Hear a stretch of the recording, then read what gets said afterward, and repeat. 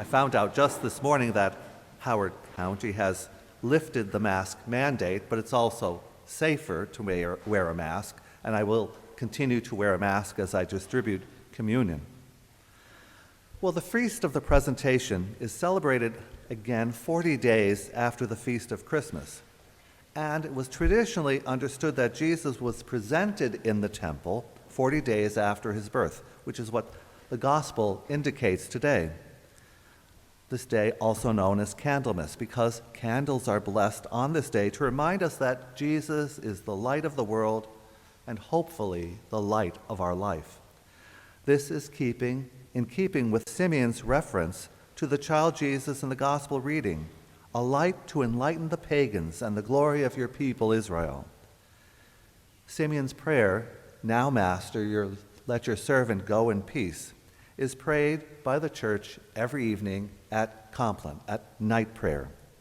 Simeon recognized that true identity of the child, that the young couple from Nazareth who had entered the temple, bringing in their child. Looking at this newborn child, he could see the salvation that God had been preparing for all the nations to see. Simeon recognized that the light of God's love was shining through the face of this child that would enlighten the pagans and bring glory to all of Israel. Our gospel suggests that Simeon had this level of insight into the child and Joseph and Mary because the Holy Spirit rested on him, and he came to the child prompted by that Holy Spirit.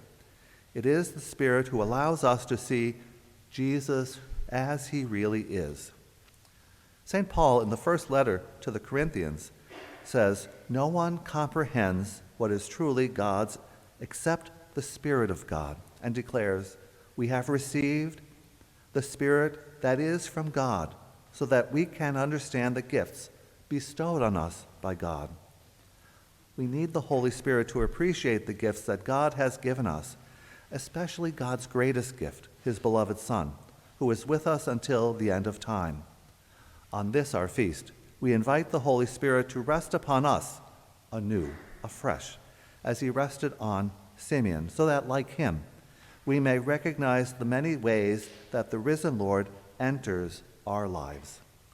This day, too, in the church, we celebrate the presentation of Jesus, Candlemas Day. It's also a day for the consecrated life.